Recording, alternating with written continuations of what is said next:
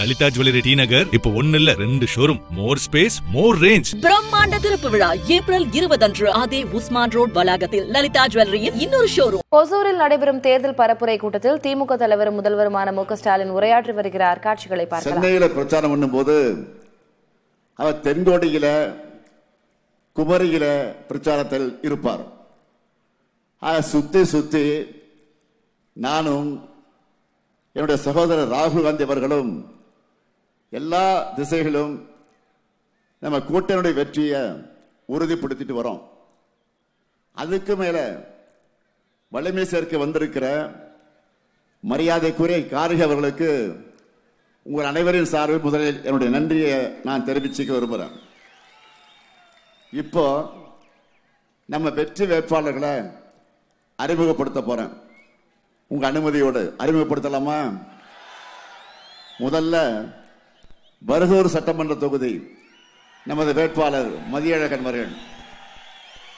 ஊர்காவல் படையில மண்டல கமாண்டராக இருந்தவர், மாநில விவசாய அணியினுடைய துணைத் தலைவராக இருந்து மாவட்ட கழக செயலாளராக உயர்ந்தவர்.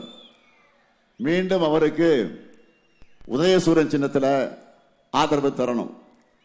அடுத்து ஓசூர் சட்டமன்ற தொகுதியினுடைய வேட்பாளர் எஸ்.ஏ. சத்யா அவர்கள்.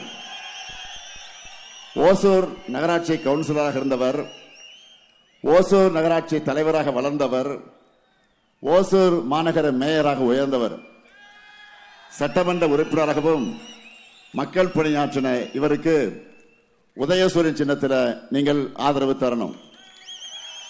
அடுத்து கிருஷ்ணகிரி சட்டமன்ற தொகுதி நம்முடைய வெல்லும் வேட்பாளர் காங்கிரஸ் கட்சியை சார்ந்த மதிப்பிற்குரிய டாக்டர் செல்லகுமார் அவர்கள். 2 முறை சட்டமன்ற உறுப்பினராக இருந்த அனுபவம் கொண்டவர். 2019 கிருஷ்ணகிரி நாடாளுமன்ற தொகுதியில் போட்டியிட்டு வென்றவர். அகில இந்திய காங்கிரஸ் கமிட்டி செயலாளர்களில் ஒருவரான அவருக்கு நீங்க கை சின்னத்தில் ஆதரவு தந்து வெற்றி பெற வைக்கணும். அடுத்து தளி சட்டமன்ற தொகுதியுடைய வேட்பாளர் இந்திய கம்யூனிஸ்ட் கட்சியை சார்ந்த டி. ராமச்சந்திரன் அவர்கள். கடந்த முறையும் சட்டமன்ற உறுப்பினராக வெற்றி பெற்று சட்டமன்றத்தில் மக்களுக்காக குரல் கொடுத்தவர். இந்திய கம்யூனிஸ்ட் கட்சியினுடைய கிருஷ்ணகிரி மாவட்ட செயலாளர். அவருக்கு கதிர் அருவாள் சின்னத்தில் ஆதரித்து அவர் வெற்றி பெற வைக்கணும். அடுத்து ஊத்தங்கரை சட்டமன்ற தொகுதி நம்முடைய வேட்பாளர் ஆர். குப்புசாமி அவர்கள். INTUC தேசிய செயலாளர், TVS மோட்டார் தொழிற்சங்கத்தினுடைய தலைவர் ஆகிய பொறுப்பில் இருக்கக்கூடிய குப்புசாமி அவர்களுக்கு கை சின்னத்தில் ஆதரவு தந்து அவர் வெற்றி பெற வைக்கணும்.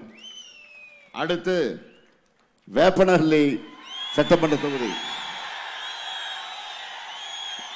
வெல்லும் வேட்பாளர் PS சீனிவாசன் அவர்கள். மாணவ பருவத்திலிருந்து கழகத்தோட செயல் வீரராக பணியாற்றியவர். நான் வளர்த்த இளைஞரனுடைய மாநில துணை செயலாளர் தம்பி சீனிவாசனுக்கு உதயசூரிய சின்னத்தில் ஆதரவு தரணும்.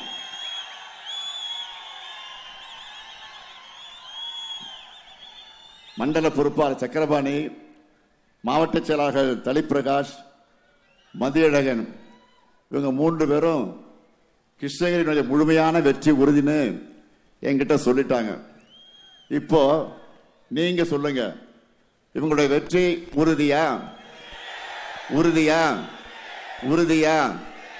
நன்றி. வேட்பாளர்கள் இப்போ உட்காரலாம். உங்க சீட்டு கன்ஃபார்ம் ஆயிடுச்சு.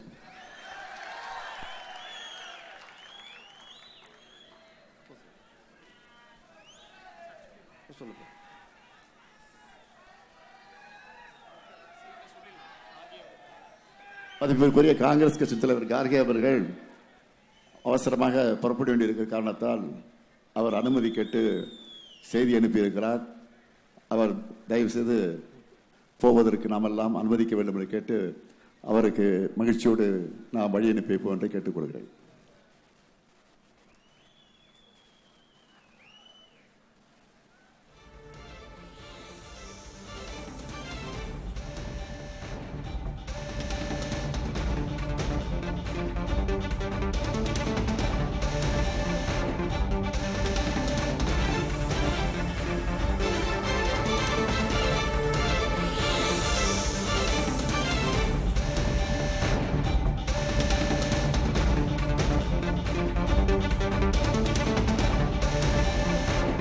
கிருஷ்ணகிரி மாவட்டத்திற்காக நிறைய பணிகளை நிறைவேற்றி கொடுத்திருக்கக்கூடிய அந்த உணர்வோடு உரிமையோடு நான் நம்முடைய வேட்பாளருக்கு வாக்கு கேட்க வந்திருக்கிறேன். அந்த முக்கியமான சாதனைகளில் அனைத்து சொல்வதற்கு நேரம் இல்லை. ஆனால் தலைப்புச் செய்தியாக சிலவற்றை மட்டும் நான் சொல்ல விரும்புகிறேன். ஓசூரில் 100 கோடியில் பிரம்மாண்ட மருத்துவமனை என்று சொல்றதை விட அதை பார்க்கவே ஒரு திருமண மாளிகை மாதிரி அமைந்திருக்கிறது. அது மட்டும் இல்ல, தேன்கனி கோட்டை மருத்துவமனை மேம்பாடு, ஆழியாலம் அணைக்கட்டு, தென்பெண்ணை ஆற்று நீர் மூலமா கிருஷ்ணகிரி, தருமபுரி மாவட்டங்களுடைய பல பகுதிகள் பயன்பெறக்கூடிய திட்டம். எண்ணெய்கோல் அணைக்கட்டு நீரை வறண்ட பகுதிக்கு கொண்டு போக திட்டம். கிருஷ்ணகிரி மக்களோட நீண்ட நாள் கோரிக்கையான பாரூர் ஏரி கிழக்கு பிரதான கால்வாய் அமைச்சு போச்சம்பள்ளி மற்றும் ஊத்தங்கரை வட்டங்கள் இருக்க 33 ஏரிகளுக்கு தண்ணீர் நிரப்பக்கூடிய திட்டம். ஓசூர் மாநகராட்சியில் பாதாள சாக்கடை திட்டம். அஞ்சட்டியை தலைமையிடமாக கொண்டு புதிய ஊராட்சி ஒன்றியம். ஓசூர் விஸ்வநாதபுரத்தில் தோழி விடுதி. ஓசூர்ல புறநகர் புதிய பேருந்து நிலைய பணிகள், புதிய ரயில்வே மேம்பாலம் அறிவிப்பு என கிருஷ்ணகிரி இந்த அளவிற்கு எந்த அளவுக்கு இல்லாத அளவுக்கு ஒரு பெரும் வளர்ச்சியை ஓசூர் அடைஞ்சிருக்கு. ஒரு காலத்தில் சிறிய தொழிலகரமாக அறிவிக்கப்பட்ட ஓசூர் இன்னைக்கு உலக புகழ்பெற்ற நிறுவனங்கள் தங்களுடைய முதலீடுகளுக்காக தேர்ந்தெடுத்து தொழிற்சாலைகளை நிறுவி இயக்கி வர்ற நவீன தொழில் மையமா உருவெடுத்திருக்கு. சூளகிரி, பர்கூர், குருபரப்பள்ளியில தொழில் பூங்காக்களை சிப்காட் நிறுவனம் நிறுவி இருக்கு. இன்னும் குறிப்பா சொல்லணும்னா ஓசூர் சிப்காட்ல ஐநாக்ஸ் திரவ ஆக்சிஜன் உற்பத்தியாளர், டாடா எலக்ட்ரானிக்ஸ் நிறுவ உற்பத்தி தொழிற்சாலை விரிவாக்கம், ஓசூர்ல எல்காட் அசன்ட் நிறுவன உற்பத்தி திட்டம், 7000 நபர்களுக்கு வேலை வாய்ப்பு அளிக்கக்கூடிய வகையில் சூளகிரி சிப்காட்ல வான்வெளி மற்றும் பாதுகாப்பு உற்பத்தி, விமான இயந்திரங்கள், கியர்பாஸ் பாகங்கள் இதெல்லாம் உற்பத்தி செய்வதற்கு ஒப்பந்தம் மேற்கொள்ளப்பட்டிருக்கு. இதுக்காக தான் ஓசூர்ல பன்னாட்டு விமானம் அமைக்கணும்னு நாம் கோரிக்கை வைக்கிறோம். ஆனா ஒன்றிய பாஜக அரசு இதுக்கு மறுப்பு தெரிவிக்கிறாங்க. ஓசூர் வளர்ச்சிக்கு இதை விட துரோகம் இருக்க முடியுமா? தமிழ்நாட்டில் இருக்கிற தொழிற்சாலைகளோட எண்ணிக்கை சமீபத்தில் 40,000 தாண்டி இருக்கு. இந்தியாவோட வளர்ச்சியிலேயே தமிழ்நாடு முக்கிய பங்கு வகிக்குது. இப்படிப்பட்ட தமிழ்நாட்டு வளர்ச்சியை பொறாமை எண்ணத்தோட பாஜக தடுக்க பார்க்குது. இதை கூட தட்டி கேட்க முடியாம பழனிசாமி இருக்கிறார். வாக்கு கேட்டு வந்தா அவங்க வந்தா நீங்க முகத்துக்கு நேரா அவங்க முகத்துக்கு நேரா இந்த கேள்வியில கேளுங்க. முதலமைச்சர் சொல்றது உண்மையா இல்லையான்னு கேளுங்க. தமிழ்நாட்டு உரிமைகளுக்காக பாஜக கிட்ட குரல் கொடுக்க வக்கீலாத பழனிசாமி என்னை பார்த்து கேட்டு இருக்கிறார். நான் கார்ல போகும்போது கிரிக்கெட் பார்த்தது தப்பான்.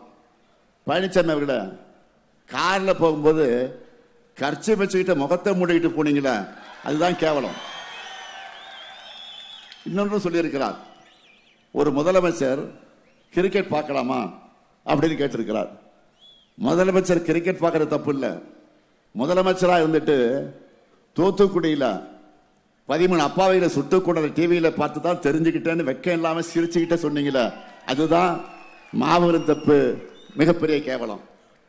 பழனிசாமியை அவருடைய ஓனர் மோடியை பார்த்து தான் கேள்வி கேட்கணும். நேற்று இரவு 8 மணிக்கு பிரதமர் அவர்கள் தொலைக்காட்சியில் பேசியிருக்கிறார். அதை பிரதமர் மோடியின் உரை என்று சொல்வதை விட பாஜக தலைவர் மோடி அவர்கள் அரசியல் உரை என்று தான் சொல்லணும். தேர்தல் நடத்தை விதிமுறை அமலில் இருக்கும்போது தேசிய கொடியின் பின்னணியில் வார்த்தைக்கு வார்த்தை எதிர்கட்சிகளை திட்டி அவர் பேசியிருக்கிறார். தேர்தல் பரப்புரை கூட்டத்தில் பேச வேண்டியதெல்லாம் அரசு சார்பான உரைகளை பேசியிருக்கிறார். இது ஒரு அப்பட்டமான விதிமீறல்.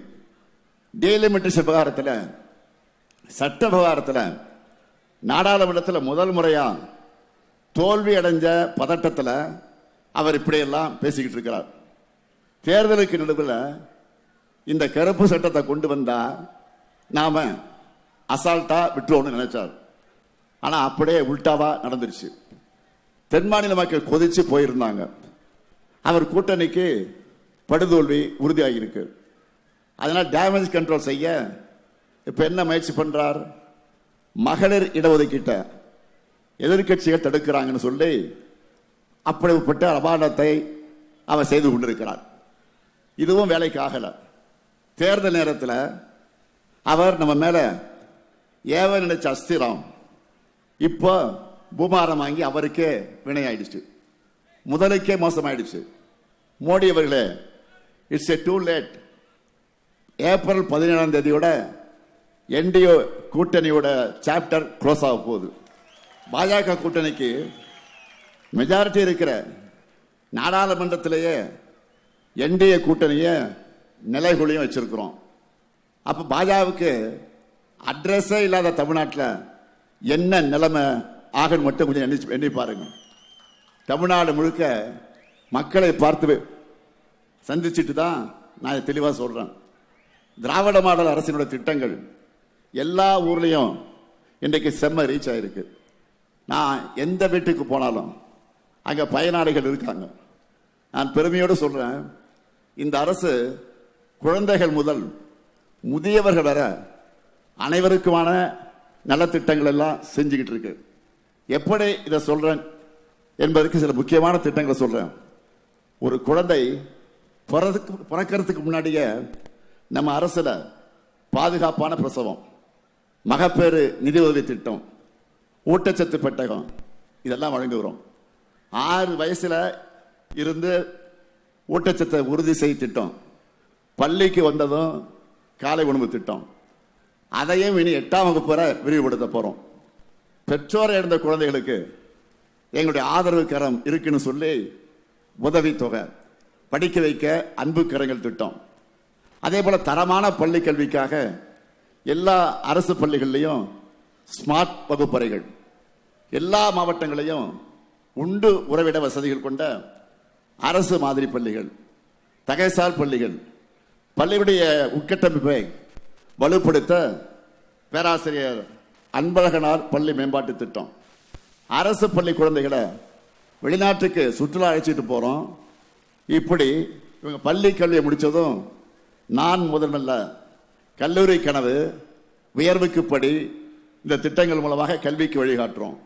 அது மட்டுமா, கல்லூரியில் படிக்க புதுமை பெண், தமிழ் புத திட்டங்கள்ல மாசம் 1000 ரூபாய் ஊக்கத்தொகை. அடுத்து அமையவிருக்கக்கூடிய ஆட்சியில் அதையே உயர்த்தி 1500 ரூபாய் உயர்த்த போறோம். கல்லூரியில் படிக்கும் போதே நான் முதல்ல திறன் பயிற்சி தரோம். அதோட கல்லூரியில் படிக்கிற மாணவர்களுக்கு 10 லட்சம் லேப்டாப் கணிகளை வழங்கி உலகம் உங்கள் கையில் திட்டம். உறுதியா சொல்றேன், அடுத்த 5 வருஷத்துல மேலும் 35 லட்சம் பேருக்கு அந்த லேப்டாப்களை வழங்க போறோம். உயர் படிப்புகளை படிக்க வெளிநாடுகளுக்கு போகணும்னு ஆசைப்பட்டா எல்லா செலவையும் அம்பேத்கர் அயலக கல்வி திட்டம், பெருந்தலைவர் காமராஜர் கல்லூரி மேம்பாட்டு திட்டம், தொழில் தொடங்கணுமா ஸ்டார்ட் அப் தமிழ்நாடு இருக்கு. சொந்தமாக நிறுவனங்களை வச்சிருக்கீங்களா? போட்டித் தேர்வுகளுக்கு தயாராகணுமா? முதல்வர் படைப்பகங்கள் இருக்கு. ஆதிதிராவிட மக்களுக்கு அம்பேத்கர் தொழில் முன்னோடி உள்ளிட்ட எண்ணற்ற திட்டங்கள். விளையாட்டு துறையில் ஆர்வமா? 141 தொகுதிகளில் மினி ஸ்டேடியம். விரைவில் எல்லா தொகுதியும் வரப்போகுது. எல்லா மண்டலத்திலையும் ஒலிம்பிக் அகாடமி அமைச்சிட்டு இருக்கிறோம். சென்னையில் பிரம்மாண்ட விளையாட்டு நகரம் வரப்போகுது. தேசிய அளவிலான போட்டிகளில் பதக்கம் வென்றா அரசு வேலை தரப்போறோம். இவ்வளவும் இளைஞர்களுக்காக செய்யப்படுது. அதே போல உடல் நலனுக்காக மக்களை தேடி மருத்துவம் திட்டம், வீடு தேடி வந்து சிகிச்சை அளிக்கிறாங்க. பெண்களுக்கு கட்டணமில்லா விடியல் பேருந்து திட்டம், மாவட்டந்தோறும் தோழி விடுதிகள், அரசு பணிகளில் பெண்களுக்கு 40 விழுக்காடு இடஒதுக்கீடு, மாதம் 1000 ரூபாய் கலைஞர் மகளிர் உரிமை தொகை. அதுவும் நம்ம ஆட்சிக்கு வந்தோன்னா எவ்வளோ உயரப்போகுது? 2000 உயரப்போகுது. இப்படி பல பெண்களுக்காக பல திட்டங்கள். வீடற்ற ஏழையா கலைஞர் கனவு இல்லம் திட்டத்தில் வீடுகள் கட்டித்தரப்படுது. அடுத்த 5 வருஷத்தில் 10 லட்சம் வீடுகளை கட்டித்தர போகிறோம். 23 லட்சம் பேருக்கு கடந்த 5 வருஷத்தில் வீட்டு மனை பட்டா வழங்கியிருக்கிறோம். அரசு சேவைகள் மக்களை தேடி செல்ல மக்களுடன் முதல்வர், உங்களுடன் ஸ்டாலின் 4000 கோயில்களுக்கு குடமுழுக்குகள். மாற்றுத்திறனாளிகளா இந்தியாவிலேயே முதல் முறையாக உள்ளாட்சி அமைப்புகளில் இடஒதுக்கீடு. விடுதிகள், சேவை மையங்கள், வயசானவங்களா தாய் மாணவ திட்டத்தில் வீடு தேடி ரேஷன் பொருட்கள் வருது. முதியவர்களை பார்த்துக்க அன்பு சோலை இல்லங்களை திறந்திருக்கிறோம். ஓய்வூதிய தொகையை 2000 உயர்த்தி வழங்க போகிறோம். இப்படி நான் செயல்படுத்தி வர திட்டங்களை எல்லாம் பெருமையாக சொல்லி உங்ககிட்ட நான் வாக்கு கேட்க வந்திருக்கிறேன். மறுபக்கம் பாருங்க, 4 ஆண்டு ஆட்சி செஞ்ச பழனிசாமி அவர்களால் இப்படி ஒரே ஒரு திட்டத்தை சொல்ல முடியுமா? இப்படிப்பட்ட அவல ஆட்சியையும் திராவிட மாடல் 5 ஆண்டுகள் ஆட்சியையும் நீங்களே தயவு செஞ்சு ஒப்பிட்டு பார்க்கணும். அடுத்து நம்ம சூப்பர் ஸ்டார் தேர்தல் அறிக்கை. அந்த அறிக்கையை பார்ப்போமா? நீ படிச்சிருப்பீன்னு நினைக்கிறேன். இதுதான் தேர்தல் அறிக்கை. முதல் தலைப்பா என்ன வந்திருக்கு? இல்லத்தரசி திட்டம். இந்த அறிவிப்பு ஒன்று பார்த்துட்டு நம்ம எதிரிகள்லாம் கதறிட்டு இருக்காங்க. இப்போ இல்லத்தரசி திட்டத்தில் கூப்பன் தர போறோம். கூப்பன் எவ்வளவு? ஒசூரில் நடைபெறும் தேர்தல் பரப்புரை கூட்டத்தில் திமுக தலைவரும் முதல்வருமான மு.க. ஸ்டாலின் உரையாற்றி வருகிறார். லலிதா ஜுவல்லரி டி நகர் இப்போ 1 இல்ல 2 ஷோரூம். மோர் ஸ்பேஸ், மோர் ரேஞ்ச். பிரம்மாண்ட திறப்பு விழா ஏப்ரல் 20 அன்று அதே உஸ்மான் ரோட் வளாகத்தில் லலிதா ஜுவல்லரியின் இன்னொரு ஷோரூம்.